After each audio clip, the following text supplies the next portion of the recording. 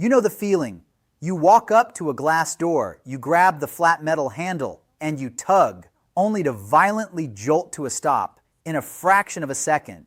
You've wasted your physical momentum, and you feel a brief, sharp flash of embarrassment in front of whoever happens to be watching. But that pause isn't a personal failure.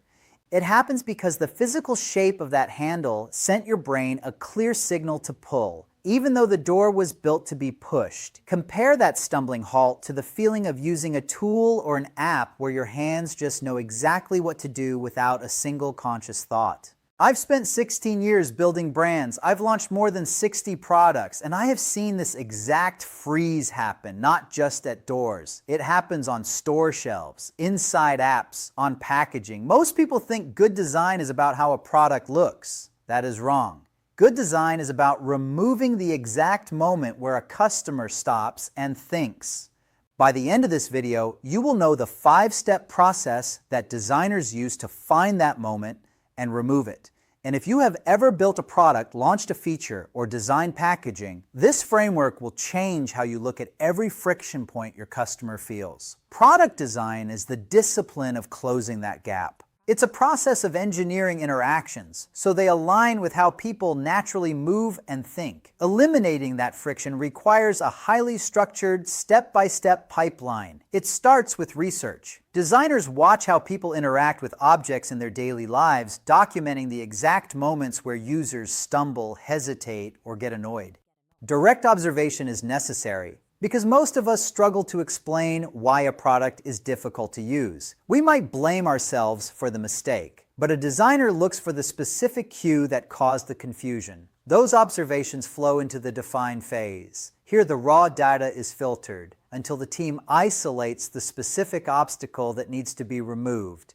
If a team rushes past this phase, they risk spending months building a solution for a problem that doesn't actually exist. Creating an effortless experience depends on accurately identifying a human behavior before any physical work begins. During the ideation phase, the team generates a massive volume of potential fixes, from simple, practical tweaks to experimental concepts. The most promising ideas move into prototyping, where they are built into rough, testable models to see if they can survive outside of a sketchbook. These prototypes then face the testing phase. They are handed to actual users to see if any confusing buttons or awkward handles still remain. Designers analyze every mistake the user makes, tweak the model, and test it again. They repeat this loop until the interaction becomes fluid.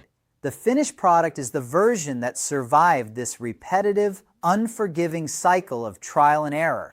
But smoothing out a user's experience is only one part of the job. A product must also satisfy the needs of the business, whether that's reducing manufacturing costs, increasing overall efficiency, or building brand loyalty. Product design acts as a bridge, ensuring the solution works for the person using it while simultaneously meeting the company's objectives. When these two forces are balanced correctly, the design itself tends to fade into the background. The next time you push a door open or navigate an app without having to think about it, you're seeing the result of a process that removed every reason for you to stop. And here is the part most marketers and founders miss. That same freeze happens with your product. A confusing pack, an extra step at checkout, a feature nobody finds. Your customer doesn't complain. They just quietly stop. So here's the question I want you to think about. Where right now is your customer standing at a glass door pulling when your product was built to be pushed? I have spent 16 years and more than 60 product launches learning to find that exact spot and remove it. It is the same 5-step process you just learned. Research, define, ideate, prototype, test. This means it works whether you are designing a door handle, an app, or the product sitting on a shelf right now. If you want the full step-by-step framework I use to remove friction before a product ever reaches the customer, join my new product development course at ryansconsulting.com. I will walk you through it, launch by launch, decision by decision. Stop losing customers at the door. Go build something they never have to think about.